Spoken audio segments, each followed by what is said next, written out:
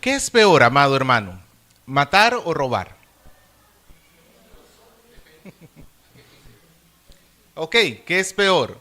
¿Robar un celular o matar a una persona? Queda claro, no es cierto. O sea, no hay comparación. Así te hayan robado 1.000.000 de soles, eso no vale una vida humana, definitivamente. ¿Qué es peor? ¿Mentir o golpear a tus padres? Creo que todos nosotros entendemos, sea que seamos cristianos o no, el ser humano por naturaleza tiene un sentido de justicia y puede clasificar los pecados de menos a más, ¿no es cierto? En cuanto a su gravedad.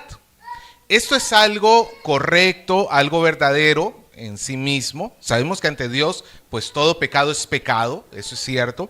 Pero ciertamente hay gravedad en los diferentes pecados que se pueden hacer. Y el problema con esto es que puede llevarnos a pensar que entre más grave sea un pecado, seguramente más difícil va a ser su perdón. Es más natural pensar que un mentiroso va a ser más fácilmente perdonado que un violador de niños, por ejemplo. También nos puede llevar a pensar de que hay personas que son tan malas, pero tan malas, que ni Dios podrá perdonarlos. Pero ¿será que es así? Hoy vamos a ver el alcance de la gracia de Dios. ¿Hasta dónde llega la salvación de nuestro Señor? Si hay o no alguna persona que no pueda llegar a alcanzar ese perdón en Cristo.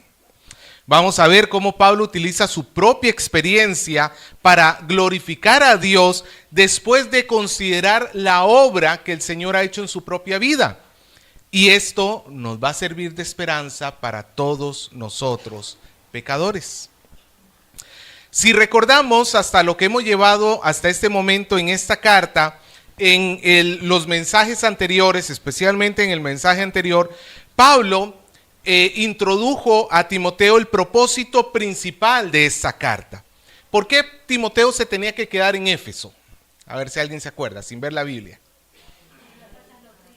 Ok, hay falsas doctrinas en la iglesia de Éfeso y es necesario que Timoteo pueda corregir. Hay personas que están usando ilícitamente la ley. Le están usando como un medio para engrandecerse a ellos mismos.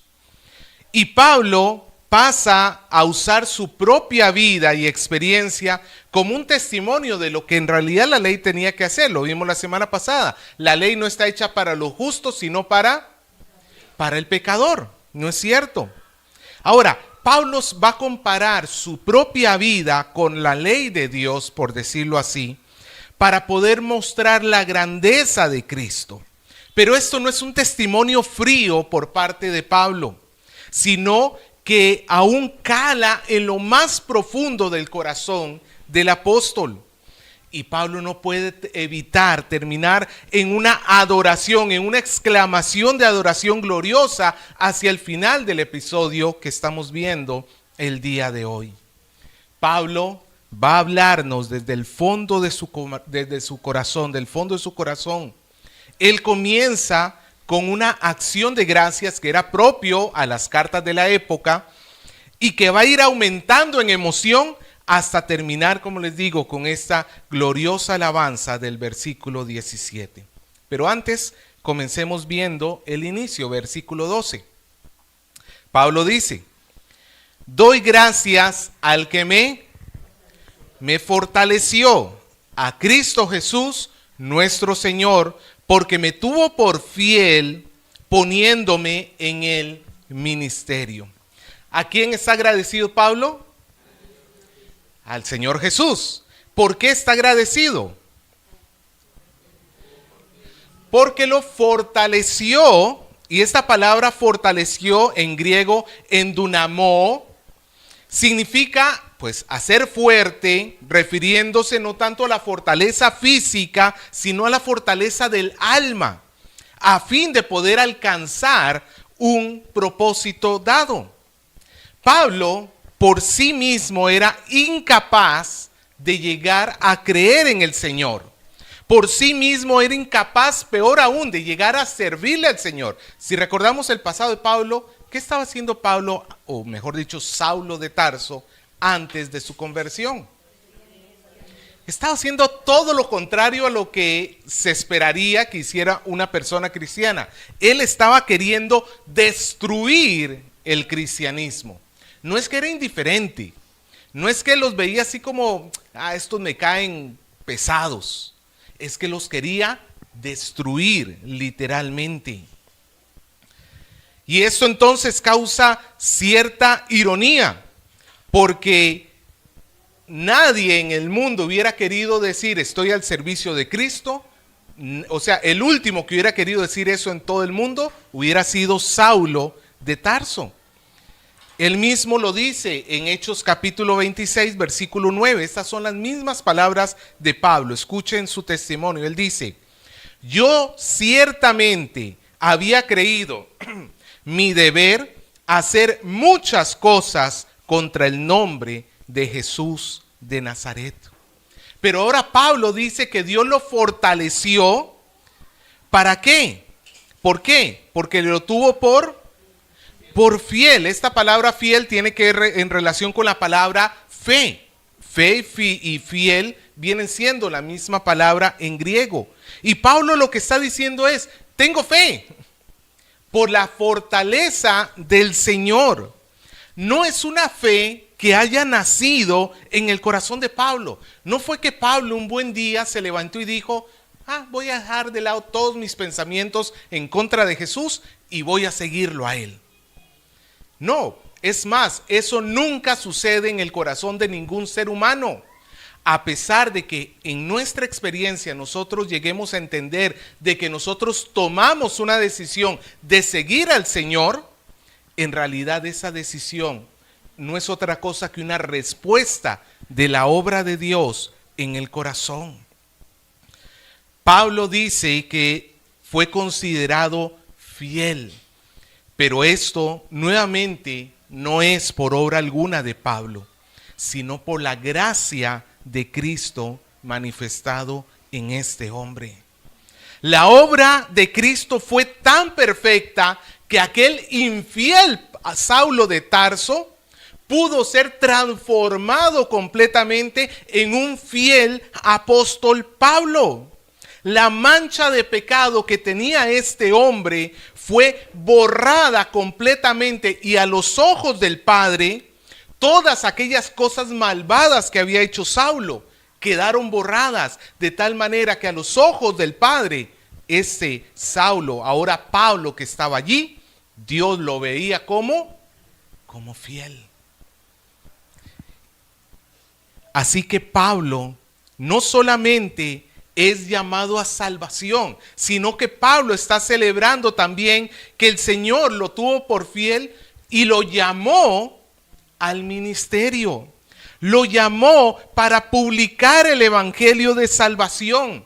El mismo evangelio que él trató de destruir, ahora Dios le había comisionado de que él tenía que expandirlo. No entre los judíos, porque eso ya había sido dado a Pedro y a los 12, sino ¿hacia quién? Hacia los gentiles. La vida de Pablo entonces es evidencia del poder de la gracia de Dios, pero también de la incapacidad de la ley de hacer perfecto a cualquier persona. ¿Se acuerda que lo vimos la semana pasada? La ley nos sirve para perfeccionar. Y si pensamos en Pablo, en su fidelidad de Pablo, humanamente hablando, cualquiera que lo hubiera visto en su tiempo, Pablo hubiera parecido una persona fiel, íntegra. Pablo mismo diría en Filipenses capítulo 3, versículo 6, que en cuanto a la ley, él era irreprensible. Él había cuidadosamente guardado todos los mandamientos que hubiera podido, a diferencia de muchos de sus contemporáneos que se entregaban a vidas licenciosas. En ese sentido no había forma de tachar a Pablo y decirle, pero es que tú eres un adúltero, pero es que tú eres un mentiroso, pero es que no. Es más, el mismo asesinato que estaba tratando de hacer Pablo, de perseguir a la iglesia, él lo estaba haciendo como un servicio dentro de su cabeza. ¿A quién? ¿A Satanás? No. ¿A quién pensaba Pablo que estaba sirviendo? A Dios. En la cabeza de Pablo, él estaba librando una guerra santa para poder vindicar el nombre de su Dios. Pero todo ese guardar la ley, todo eso que hizo Pablo, no es capaz de perfeccionarlo. Las obras de Pablo no le pueden perfeccionar, pero la gracia de Dios sí lo pudo hacer.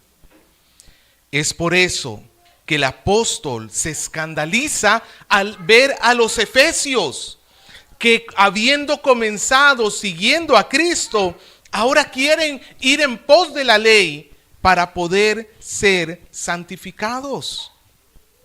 Se están apartando de Cristo al confiar en la ley.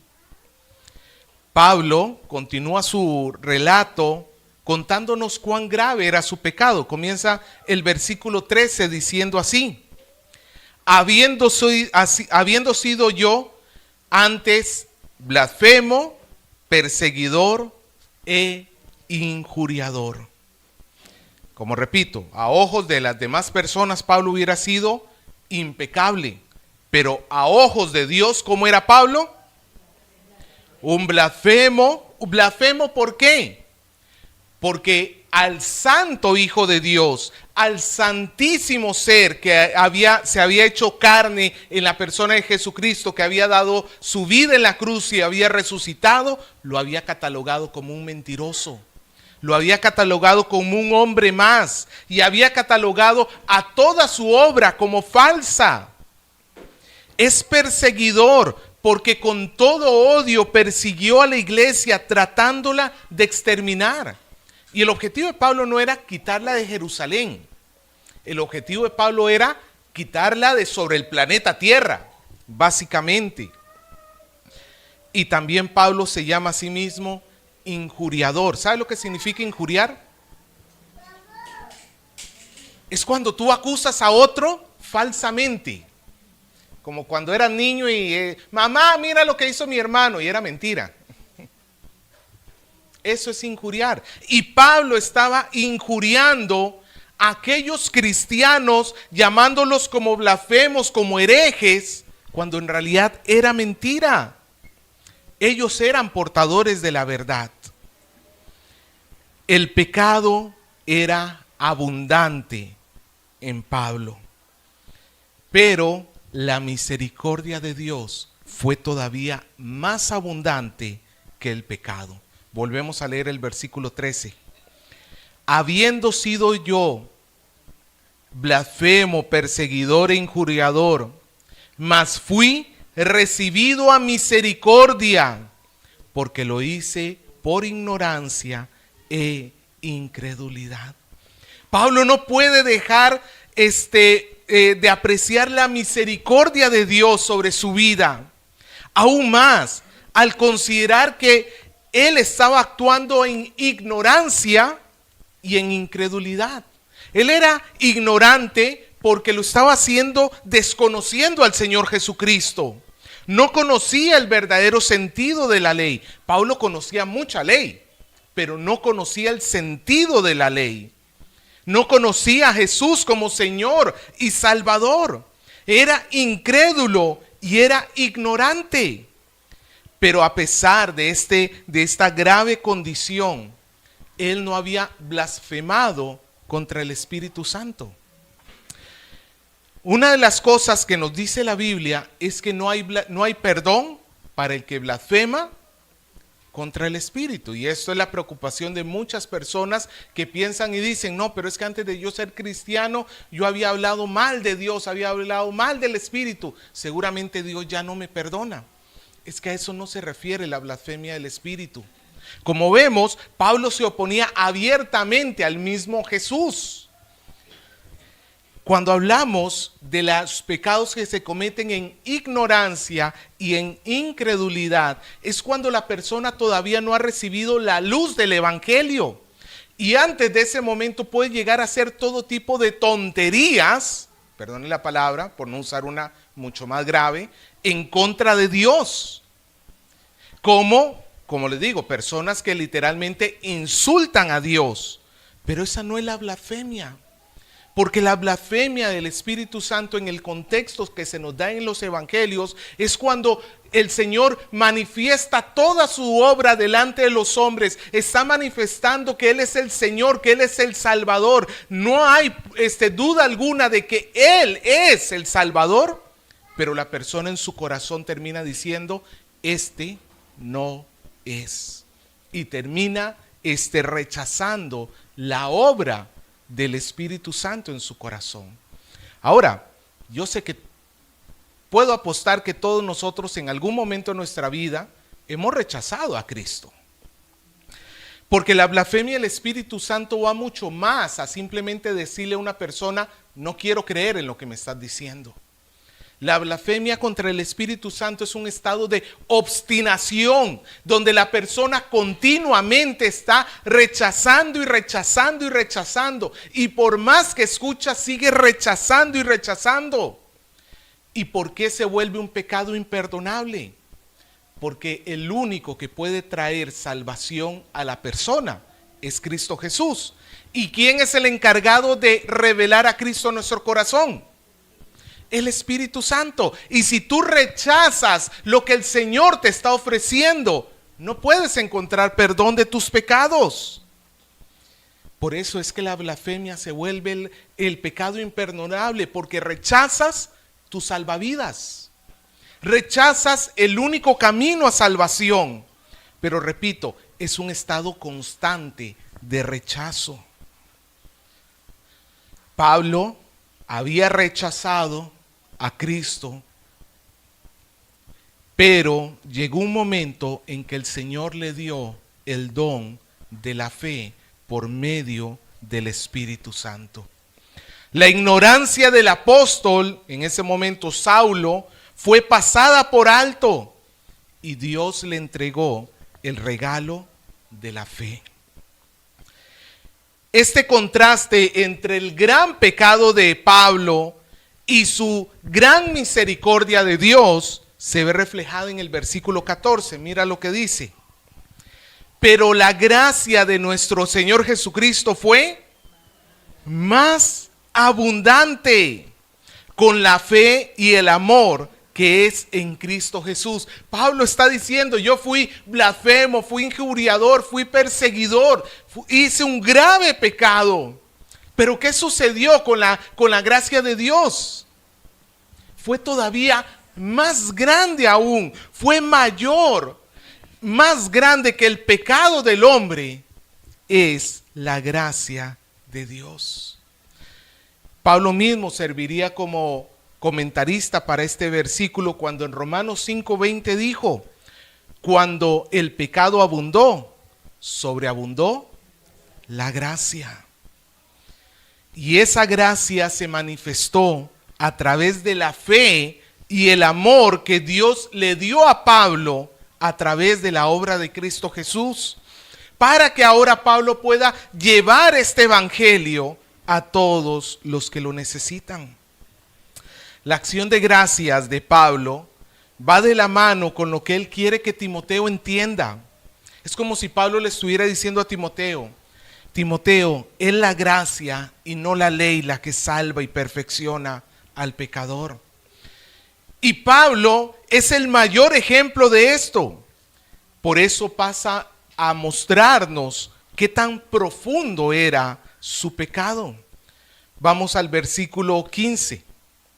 Pablo comienza diciendo, palabra fiel y digna de ser recibida por todos, que Cristo Jesús vino al mundo para salvar a los pecadores, de los cuales yo soy el primero.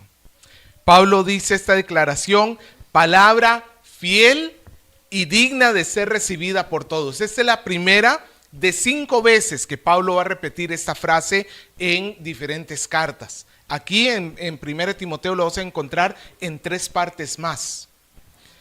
Palabra fiel y digna de ser recibida. ¿Qué crees que significa esto? Que Pablo dice, palabra fiel y digna de ser recibida por todos. ¿Qué crees que significa? Algo que no se puede refutar, ¿cierto? Una verdad cierta, contundente. ¿Qué más? Que debemos creerla. Es fideligna, es fiel, o sea, no miente. Lo que el Señor está diciéndonos acá es digno de ser recibido por todos nosotros. Ninguno de nosotros puede tomar esta palabra como en poco. Pablo está diciendo, escuchen con toda atención lo que les voy a decir, porque lo que les digo, ustedes lo tienen que atesorar en su corazón. ¿Y cuál es esta palabra digna de ser recibida por todos? Que Cristo Jesús vino al mundo para salvar a los pecadores. Cristo Jesús vino al mundo para salvar a los pecadores. La declaración implica que hay pecadores que necesitan ser salvados. Recordemos que los falsos maestros trataban de manifestar, de mostrar toda su bondad y toda su grandiosidad a través de la obediencia de la ley. Y ellos no necesitaban una ley, como dijo Pablo, la ley no está hecha para los justos, sino para los pecadores. No está hecha para los que se creen justos, porque ellos no van a necesitar un salvador. Pero cuando una persona se encuentra a sí mismo como pecador, cuando esta persona se encuentra a sí mismo como incapaz de llegar a salvarse, hay una gran noticia para esa persona. Perdón, hay una noticia que tiene que celebrar, que tiene que agradecer. ¿Cuál es esa noticia? Que Cristo Jesús vino a salvar a los pecadores.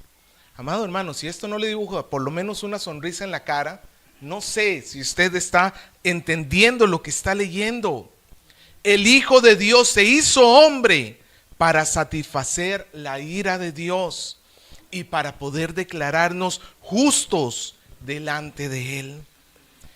Él no vino, ojo, para hacer posible la salvación. No es que vino y abrió el camino, pero tú eres el que decide si entras o no entras. No, la declaración es: Jesús vino para salvar a los pecadores. Aunque hay que aclarar que todos los pecadores se van a salvar. No, y la parábola de Jesús de los 2 caminos, el camino ancho y el camino estrecho, muestra que muchos son los que van a ir a la perdición. Pero ciertamente todo pecador que se salva, no se salva por la obediencia a la ley. Todo pecador que se salva ¿por qué? Por la gracia de Dios. Esta es una expresión gloriosa. Pero Pablo pasa a darle todavía más luz para mostrarnos la profundidad de la gracia. Mira, volvemos a leer la gloriosa declaración, la palabra digna. Cristo Jesús vino a salvar a los pecadores, y Pablo agrega, de los cuales yo soy el primero. ¿A qué se refiere Pablo cuando dice que él es el primero de los pecadores? ¿Que no fue Adán?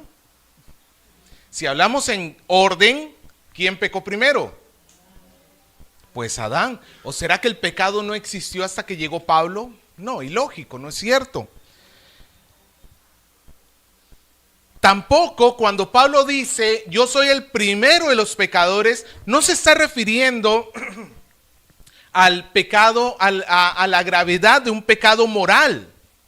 Porque como hemos dicho, Pablo como fariseo tenía una conducta intachable, muy ejemplar.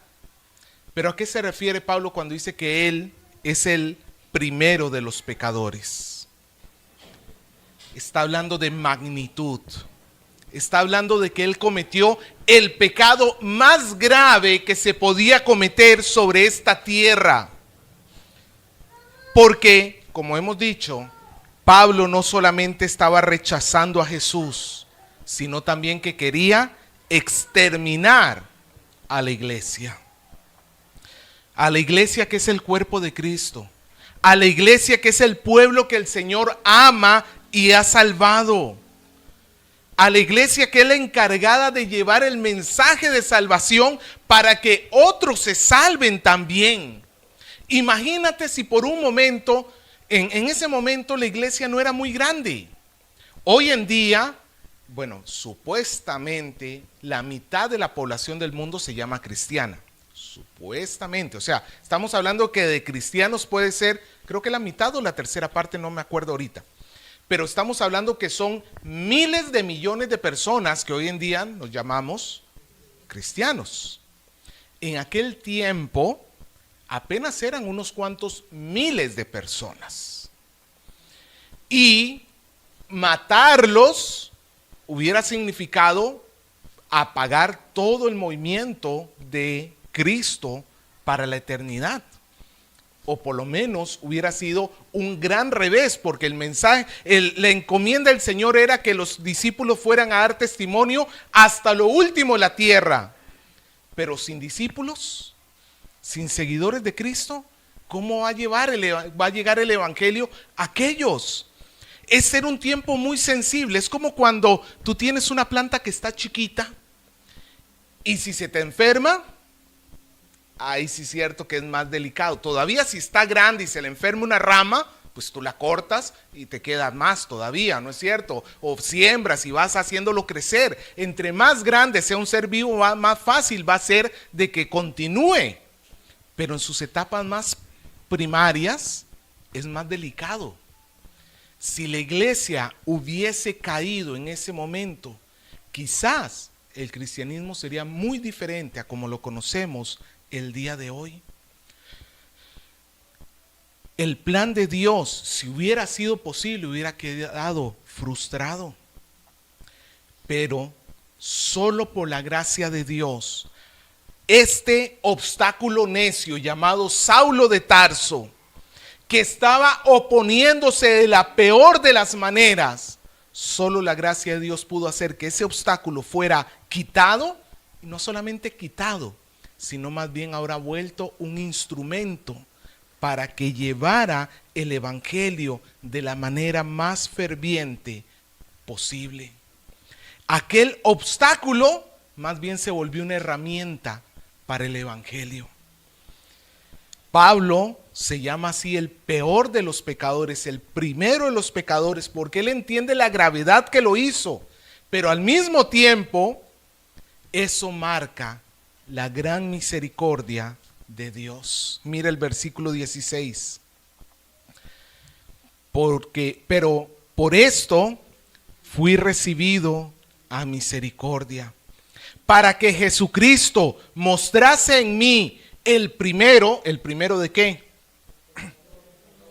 El primero de todos los pecadores, ¿no es cierto? El más grande de los pecadores. Mostrase en mí el primero toda su clemencia, para ejemplo de los que habían de creer en él para vida eterna.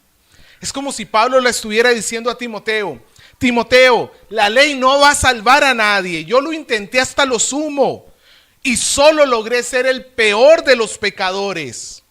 Pero la perfección no está en la ley, sino en Cristo Jesús.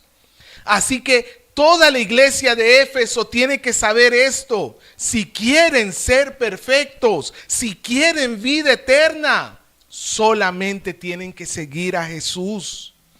Porque sin duda Él va a poder perdonar, no importa el tamaño de sus pecados. Porque me perdonó a mí, que soy el más grande de los pecadores. Para que tú cruces un puente, un abismo, necesitas construir un puente más largo que el abismo, por definición. ¿Qué pasa si construyes un puente más pequeño que el abismo? al fondo del pozo. El puente necesita ser más largo para que puedas cruzar. Lo mismo sucede con la gracia de Dios. La gracia de Dios siempre va a ser más larga que el pecado del hombre, porque logró cubrir el pecado del peor de los pecados. Logró salvar al primero en cuanto a el que cometió el pecado más grave. Timoteo y todos los efesios y nosotros mismos debemos saber que la gracia de Dios es la que salva a los pecadores. Y por tanto el mensaje del Evangelio sin adulterar es la esperanza para todo pecador. Este mensaje estamos llamados a conocerlo bien, no cambiarlo por nada. Y estamos llamados a anunciarlo a los demás sin miedo. Porque no hay persona tan pecadora que pueda quedar fuera del alcance de la gracia del Señor. Recuerda la palabra fiel y digna de ser recibida por todos. ¿Cuál es esa palabra? Que Cristo Jesús vino al mundo para salvar a los pecadores. Ahora, este mismo evangelio nos tiene que llevar a permanecer en una actitud de humildad. No fuiste salvado porque tú eras mejor que tus hermanos.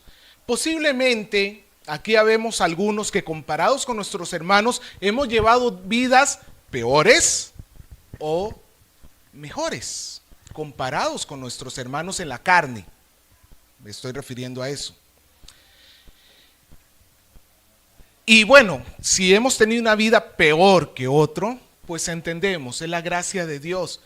Pero es un peligro cuando hemos llevado una vida relativamente honesta, relativamente buena. Tú sabes lo que dice la gente: yo no maté, yo no le he hecho daño a nadie, yo no le he robado a nadie. Es peligroso cuando nosotros comenzamos a acumular ese tipo de pensamientos en nuestro corazón, porque podemos llegar a pensar es que sí, Dios me salvó, pero es que tampoco se la puse tan difícil. Tampoco había tanto que hacer conmigo. No, amado hermano, tú eras incapaz de recibir nada de Dios y solamente ha sido gracia porque tú eres salvo. Solo por gracia. Por eso nos tiene que mantener en humildad, porque nosotros no es que éramos mejores que nadie, es que deberíamos aprender con Pablo. Ya de repente no te pongas en el peor de los pecados, pero por lo menos si llegas al segundo peor de los pecados. A menos de que tú no te encuentres a ti mismo como el gran pecador, la gracia de Dios no tiene sentido para tu vida. Pero juntamente con la humildad tiene que llevarnos también, acompañarnos la seguridad de la salvación. La gracia de Dios que Pablo recibió, no por obras, tampoco las obras podrán hacer que se pierda. Y yo estoy seguro, amado hermano, que todos acá tenemos en nosotros pecados que nos llevan, que estamos luchando contra esos pecados. Cosas que estamos luchando en nuestro corazón quizás una y otra y otra y otra vez. Y quizás podamos llegar hasta pensar, bueno, ya no tengo solución. No puedo cambiar.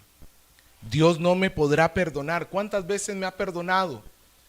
¿Me perdonará una vez más?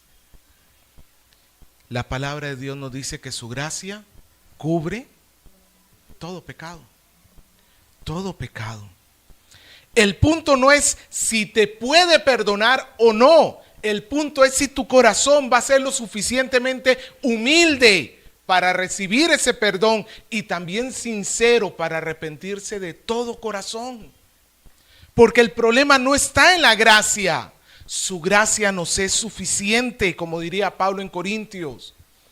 Su gracia nos es suficiente. No hay pecado que que el Señor no pueda perdonar. Pero también tenemos que recordar una cosa, y con esto quiero terminar, con lo que Pablo nos enseña. ¿Para qué Dios manifiesta su gracia en tu vida? ¿Cuál es el objetivo de la gracia de Dios? Hace unos días, alguno de ustedes me envió un video del pastor Paul Washer, un extracto de una prédica de él, donde él acertadamente decía esto. Él decía algo así como: muchos piensan que Dios los salva para tu felicidad, para tu bienestar.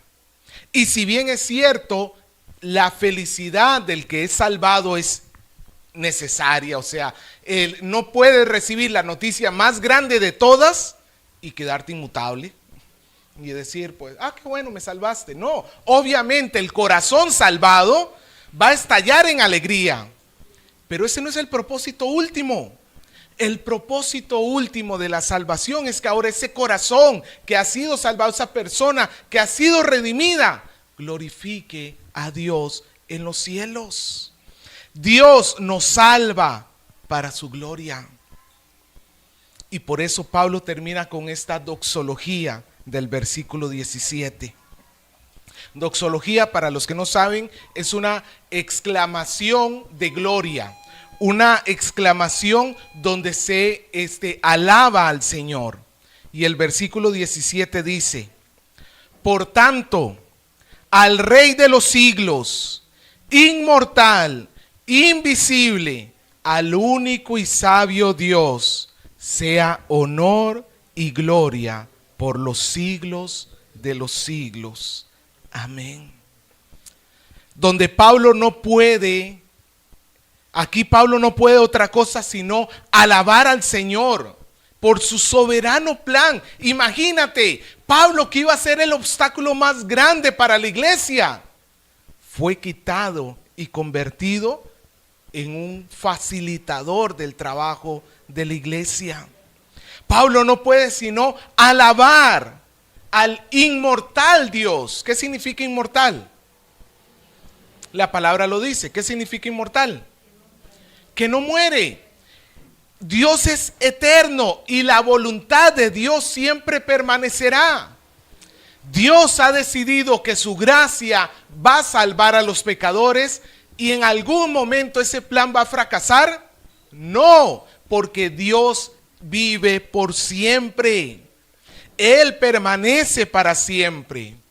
Pero Pablo también lo llama el invisible, el que no se puede ver. Y claro, Dios es espíritu. Nos acercamos a Él no por una estatua, una figura que hayamos creado en forma de algo que represente a Dios. Nos acercamos a Él por su imagen en la tierra, que ¿quién es? ¿Quién es la imagen de Dios? Es Cristo. Nos acercamos a Él a través de Cristo y por medio de la fe. Pablo sigue diciendo: el único Dios de la tierra, el soberano sobre todo, el que es sobre todas las cosas, el único y sabio Dios. En esta sabiduría perfecta donde salva al hombre, no por sus obras, sino por su gracia, para la gloria y santidad suya. Pablo dice que Él merece esta gloria por los siglos de los siglos. Amén. Amado hermano, todos nosotros conocemos a alguien que no parece estar hecho como para el cielo. Quizás a ese palomilla del barrio, quizás a ese primo por ahí medio que tú sabes que anda en cosas turbias. Pero recuerda, no hay nadie que pueda tener un pecado más grande que lo que la gracia puede alcanzar.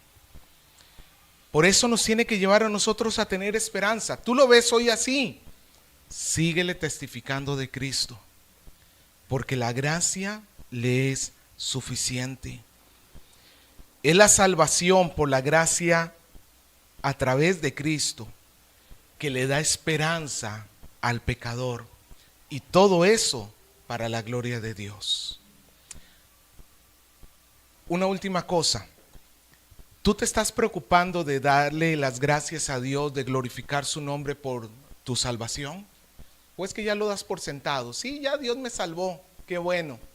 Pero eso ya ni siquiera emociona tu corazón. Ya ni siquiera emociona tu mente.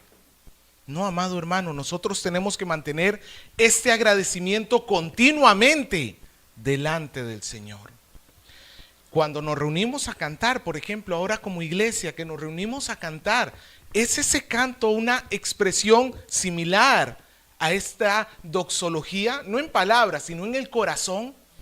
Tu corazón se puede unir al de Pablo cuando cantas y dices: Señor, gracias por la salvación que me has dado. No permitas que tu corazón se enfríe, hermano. No permitas. El corazón se va llenando de afanes, y se va llenando de preocupaciones, y se va llenando de todo tipo de cosas que nos impiden agradecerle a Dios. Pero es necesario que nosotros recordemos que Él nos ha salvado para su gloria.